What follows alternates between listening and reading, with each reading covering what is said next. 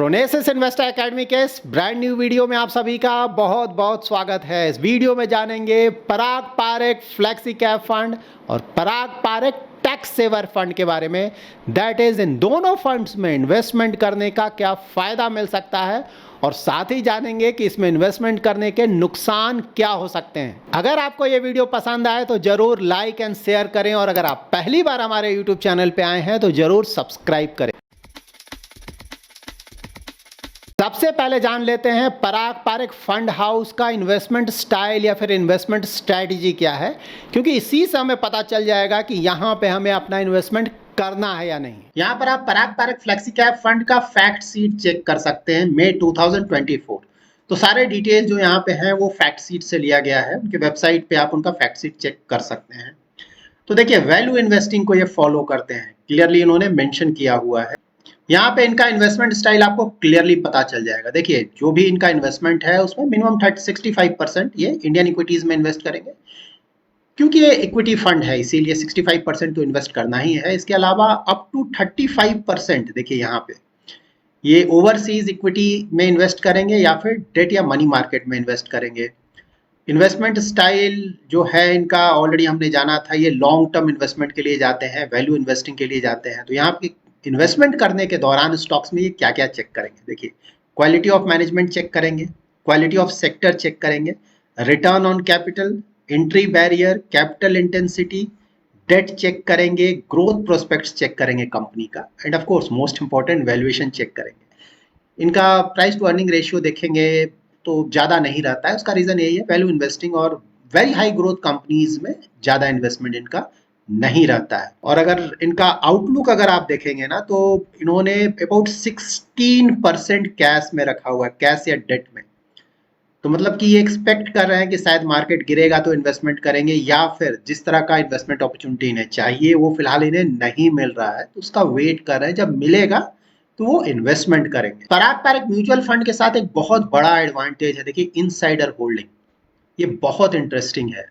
देखिए जो भी स्टेक होल्डर्स हैं ना, लाइक डायरेक्टर्स हैं या फिर फंड मैनेजर्स हैं, वो सभी लोग पराग पारेख के म्यूचुअल फंड्स में अपना इन्वेस्टमेंट करते हैं। तो इसीलिए बोला है इनसाइड होल्डिंग्स, और ये क्लियरली मेंशन भी करते हैं कि किसका कितना एक्सपोजर है। बहुत इंटरेस्टिंग है, चेक कर लेते हैं। देखिए इन सभी ने इन्वेस्टमेंट किया हुआ है, कुछ एग्जाम्पल देखते हैं। देखिए यहाँ पे है ना पराग पारेख एएमसी डायरेक्टर्स और प्रोमोटर्स का इन्वेस्टमेंट कैसा है। देखिए प्रोमोटर हैं गीता पारेख, पराग पारेख, इनका एक्सपोजर देखिए number of units held show हो रहा है। राजीव ठक्कर जो कि डायरेक्टर और सीआईओ हैं, फंड मैनेजर भी हैं ये, इनका नंबर ऑफ यूनिट्स। नील पारेख, इनका देखिए नंबर ऑफ यूनिट्स आपको यहाँ पे दिख जाएगा। ये दोनों इंडिपेंडेंट डायरेक्टर्स हैं। तो ये बहुत इंटरेस्टिंग है। ज़्यादातर इस तरह के डिटेल्स आपको दूसरे फंड हाउसेज में नहीं मिलेंगे। ये देखिए की एम्प्लॉइज का कितना इन्वेस्टमेंट है खुद के फंड्स में। तो देखिए रौनक ओंकार फंड मैनेजर है, number of units. Raj Mehta fund manager हैं, रुकून फंड मैनेजर हैं। इसके साथ ही ना office operations head, distribution head, sales head, सभी का इन्वेस्टमेंट है। यहाँ पे देखिए ना एडमिन हेड है, उनका इन्वेस्टमेंट है। कंप्लायंस ऑफिसर का इन्वेस्टमेंट है। इंफॉर्मेशन सिक्योरिटी ऑफिसर का इन्वेस्टमेंट है। चीफ रिस्क ऑफिसर का इन्वेस्टमेंट है। तो जो भी स्टेक होल्डर्स हैं सभी ने पराग पारेख के म्यूचुअल फंड्स में अपना एक्सपोजर लिया हुआ है, जो एक कंफर्ट देता है इन्वेस्ट। इस फंड के कुछ बेसिक डिटेल्स यहाँ आप चेक कर सकते हैं। तो देखिए फ्लेक्सी कैप फंड है ना, तो flexi cap fund that's why ये large cap, mid cap, small cap सभी जगह अपना इन्वेस्टमेंट करेगा। यहाँ पे देखिए बहुत इंपॉर्टेंट है, मिनिमम 5 ईयर्स से खुद आपको बोल रहे हैं कि अगर इन्वेस्टमेंट करना है इस फंड में तो आप मिनिमम 5 ईयर्स का इन्वेस्टमेंट होराइजन जरूर रखें। यहाँ पे देखिए फंड मैनेजर्स के डिटेल्स आप चेक कर सकते हैं। राजीव ठक्कर शुरू से इस फंड को मैनेज कर रहे हैं, इक्विटी फंड मैनेजर हैं। ओवरसीज जो इन्वेस्टमेंट है उसको मिस्टर ओंकार मैनेज करते हैं। राज मेहता और मानसी डेट को मैनेज करती हैं। मिस्टर रुकून भी इक्विटी को मैनेज करते हैं। यहाँ पे देखिए इनका एक्सपेंस रेशियो आप चेक कर सकते हैं। इनका बेंचमार्क है निफ्टी 500, और यहाँ पे इनका एग्जिट लोड आप चेक कर सकते हैं। बहुत इंटरेस्टिंग है, जनरली फंड्स में इस तरह का एग्जिट लोड देखने को आपको नहीं मिलेगा। 365 डेज और 730 डेज के बीच अगर रिडीम करते हैं, दैट इज 1 to 2 ईयर्स के बीच अगर रिडीम करते हैं तो 1% का एग्जिट लोड लगेगा। और 1 ईयर या उससे पहले अगर आप एग्जिट करते हैं, दैट इज रिडीम करते हैं इनके यूनिट्स को, तो 2% का एग्जिट लोड लगेगा। काफ़ी ज़्यादा एग्जिट लोड है, तो इसे जरूर ध्यान में रखें। यहाँ पे आप दोनों फंड्स का परफॉर्मेंस चेक कर सकते हैं। देखिए एम कितना बड़ा हो गया पराग पारक फ्लेक्सी कैप फंड का, 67,000 करोड़ के आसपास। टैक्स सेवर का तो अभी भी छोटा है। रिटर्न्स देखें तो दोनों का थोड़ा अंडर परफॉर्मेंस रहा है लास्ट 1 ईयर में, बेंचमार्क को बीट नहीं कर पाया। लेकिन लॉन्ग टर्म का अगर ट्रैक रिकॉर्ड देखें तो बहुत अच्छा है। लॉन्ग टर्म में इन्होंने अपने बेंचमार्क को काफी अच्छे मार्जिन से बीट किया है। यहाँ पे आप पराग पारक फ्लेक्सी कैप फंड का रोलिंग रिटर्न चेक कर सकते हैं। आप लोग हमेशा पूछते हैं रोलिंग रिटर्न, तो 3 ईयर, 5 ईयर और 10 ईयर का रोलिंग रिटर्न। तो 3 ईयर का अगर आप देखें तो 18% का एवरेज रिटर्न है इस फंड का। 5 ईयर में अगर देखें तो अबाउट 17% का एवरेज रिटर्न है, और 10 ईयर होराइजन में 19% से भी ज़्यादा का रिटर्न्स है। और सारे होराइजन में देखें तो बेंचमार्क को ये काफ़ी बड़े मार्जिन से बीट कर पा रहे हैं। इस फंड का एक बहुत बड़ा एडवांटेज होता है इसका down side protection.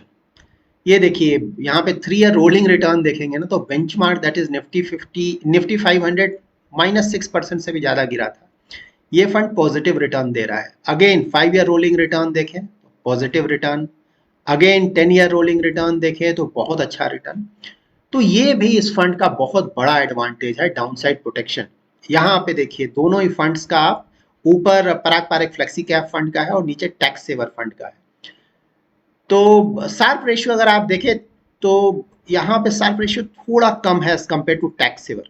Tax saver का शार्प रेशियो थोड़ा ज़्यादा है, और पोर्टफोलियो टर्न अगर आप देखें तो दोनों का ज़्यादा आपको देखने को नहीं मिलेगा। फ्लेक्सी कैप का तो बहुत कम है, टैक्स सेवर का थोड़ा है, बट ये भी निग्लिजिबल ही है, 10% से भी कम का है। यहाँ पे देखिए मार्केट कैप एलोकेशन चेक कर सकते हैं, ज़्यादा डिफरेंस नहीं है दोनों में। दोनों ही मिड कैप स्मॉल कैप में बहुत ज़्यादा एक्सपोजर नहीं लेते हैं, ज़्यादातर लार्ज कैप में ही अपना एक्सपोजर रखते हैं।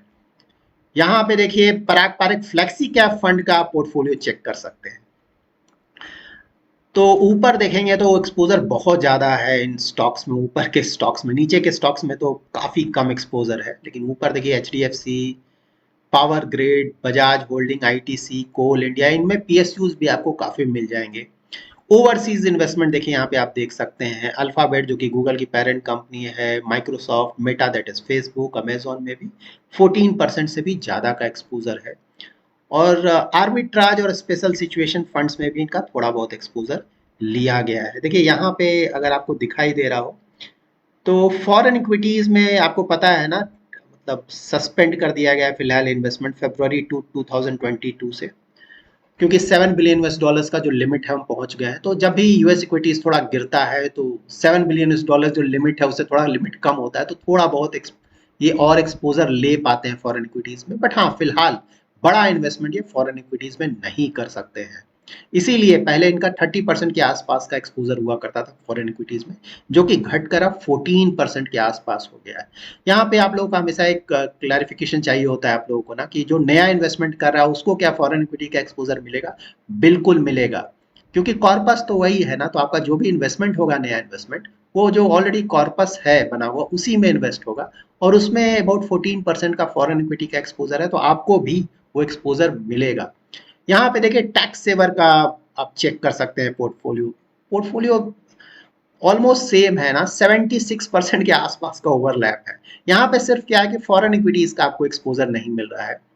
HDFC, Bajaj holding, coal India, power grid, ICICI, ITC, ज़्यादातर आपको सेम स्टॉक्स मिलेंगे। इसीलिए दोनों में सिर्फ एक फंड ही सफिशिएंट है, दोनों में एक साथ इन्वेस्ट नहीं करें। और ये देखिए बहुत बड़ा एक्सपोजर इन्होंने रखा हुआ है कैश में या फिर डेट में। CD में देखिए ना, CDs में काफ़ी बड़ा एक्सपोजर है, कैश में बहुत बड़ा एक्सपोजर है। दोनों ही फंड में एक्सपेक्ट कर रहे हैं कि मार्केट गिरेगा तो इन्वेस्ट करेंगे, या फिर इन्हें अच्छा अपॉर्चुनिटी नहीं मिल रहा है जहां की अपना इन्वेस्टमेंट कर सकते। अभी हमने दोनों फंड्स का डिटेल चेक किया, तो इसे क्या पता चलता है? देखिए ट्रैक रिकॉर्ड वाइज दोनों फंड्स काफ़ी अच्छे फंड्स हैं। इनका अगर परफॉर्मेंस देखा जाए सिंस इंसेप्शन तो बहुत अच्छा है, ज़्यादातर होराइजन्स में अपने बेंचमार्क को बीट किया हुआ है। तो अभी तक अगर किसी ने लॉन्ग टर्म में इन फंड्स में इन्वेस्टमेंट किया होगा तो रिटर्न्स काफ़ी अच्छे आए होंगे, इसमें कहीं कोई डाउट नहीं है। और ख़ासकर अगर आप ELSS फंड को देखें तो उसका तो AUM भी छोटा है, पूरा इंडिया इन्वेस्टमेंट है, तो वहाँ पे तो कोई भी कंसर्न नहीं है। लेकिन हाँ, अगर पराग पारक फ्लेक्सी कैप फंड को देखें तो उनका AUM फिलहाल बहुत बड़ा हो चुका है। तो देखिए पहले ना AUM 30-40,000 करोड़ हुआ करता था तो चलता था, क्योंकि फॉरेन इक्विटी में एक्सपोजर पहले उनका अगर आप देखते हैं ना तो 30% के आसपास हुआ करता था। और any how mid cap small cap में बहुत ज़्यादा इन्वेस्टमेंट के लिए वो जाने भी नहीं जाते हैं, ज़्यादातर उनका हमेशा एक्सपोजर लार्ज कैप में रखा है। और US के जो स्टॉक्स हैं तो वो तो मेगा कैप्स है, AUM का तो वहाँ प्रॉब्लम ही नहीं है, बहुत बड़े मार्केट कैप वाइज स्टॉक्स हैं। तो देखिए ओवरऑल बड़े AUM के कारण ऑफ कोर्स कंसर्न क्या है, कंसर्न ये है कि मिड कैप स्मॉल कैप अगर फ्यूचर में अगर ये चाहेंगे कि स्मॉल कैप में एक्सपोजर और ज़्यादा ले, बहुत डिफ़िकल्ट होगा, क्योंकि ये बहुत बड़ा हो चुका है। और नंबर ऑफ स्टॉक्स इनका भी अगर आप देखें ना तो नंबर ऑफ स्टॉक्स पहले वाला बात नहीं रहा। पहले ना 20, 22, 25 इस तरह का नंबर ऑफ स्टॉक्स हुआ करता था। अब इन्होंने नंबर ऑफ स्टॉक्स पहले के मुकाबले बढ़ाया है ना, 33, 34, 35 स्टॉक्स जनरली मिलेंगे, लेकिन हाँ इन दोनों फंड्स में मिलेंगे। ऐसा नहीं है कि सिर्फ पराग पारेख फ्लेक्सी कैप फंड में ही नंबर ऑफ स्टॉक्स बढ़ा है। तो देखिए अगर किसी को फॉरेन इक्विटी में थोड़ा एक्सपोजर चाहिए, फ्लेक्सी कैप फंड में इन्वेस्टमेंट करना है, तब तो पराग पारेख फ्लेक्सी कैप फंड को कंसिडर किया जा सकता है। क्योंकि मैंने ऑलरेडी आपको बताया ना, मिड कैप स्मॉल कैप में कभी भी ये कोई खास एक्सपोजर लेते नहीं हैं। हाँ फ्यूचर में अगर लेना चाहेंगे तो प्रॉब्लम होगा, ये हमें ध्यान में रखना चाहिए। लेकिन अगर कोई फॉरेन इक्विटी में एक्सपोजर नहीं चाहता है तो वहाँ पे और भी ऑप्शंस है। ऐसा नहीं कि सिर्फ ये ही एकमात्र ऐसा फंड है, और भी बहुत सारे फंड्स हैं, अच्छा परफॉर्मेंस है। तो प्योर इंडियन इक्विटी में अगर आपको एक्सपोजर चाहिए तो दूसरे ऑप्शंस को आप देख सकते हैं। इन दोनों फंड में अगर आपको इन्वेस्टमेंट करना है तो सिर्फ एक फंड में इन्वेस्टमेंट करें, दोनों में एक साथ इन्वेस्टमेंट करने का कोई मतलब नहीं बनता। क्योंकि अगर आप ओवरलैप देखेंगे ना, पोर्टफोलियो ओवरलैप 70% से भी ज़्यादा है। तो अगर कोई चाहता है तो एक फंड ले सकता है। पराग पारेख फ्लेक्सी कैप फंड में इन्वेस्टमेंट करने के दौरान आपको ये ध्यान में रखना है कि अभी भी यहाँ पे US इक्विटीज़ में एक्सपोजर अबाउट 14% का है, जो कि अच्छा एक्सपोजर है। तो अगर US इक्विटीज़ में अंडर परफॉर्मेंस आता है तो ये इस फंड का ही परफॉर्मेंस हिट होगा। तो ये बात आपको ध्यान में रखना है। ऑल्दो अगर इसका पॉजिटिव पार्ट देखें तो ऑफ कोर्स आपको काफ़ी अच्छा डाइवर्सिफिकेशन मिल रहा है। मान लीजिए इंडियन इक्विटीज़ अच्छा नहीं करता है, US इक्विटीज़ अच्छा करता है, तो उसका पॉजिटिव इफेक्ट इस फंड के परफॉर्मेंस पे पड़ेगा, तो वो एक पॉजिटिव है।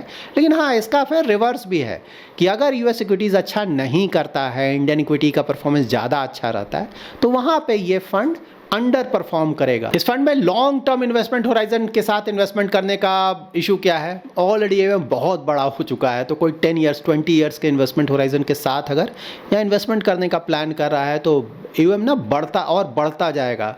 वहाँ पे ऑफ कोर्स लिमिटेशंस होंगे, नंबर ऑफ स्टॉक्स इन्हें और बढ़ाना होगा, साथ ही मिड कैप स्मॉल कैप में इन्वेस्टमेंट करने के चांसेस इनके और कम होते जाएंगे। तो ऑफ कोर्स इन बातों का आपको जरूर ध्यान रखना चाहिए। तो that's it in this video. इस वीडियो से रिलेटेड कोई भी क्वेरी है तो आप कमेंट में जरूर मेंशन करें, मैं ट्राई करूंगा उस पर एक डिटेल वीडियो बनाने का, या फिर सैटरडे के यूट्यूब लाइव स्ट्रीम में मैं उसे आंसर करने की कोशिश करूंगा। अगर आपको ये वीडियो पसंद आया है तो जरूर लाइक एंड शेयर करें, और अगर अभी तक आपने हमारा यूट्यूब चैनल सब्सक्राइब नहीं किया है तो जरूर सब्सक्राइब करें।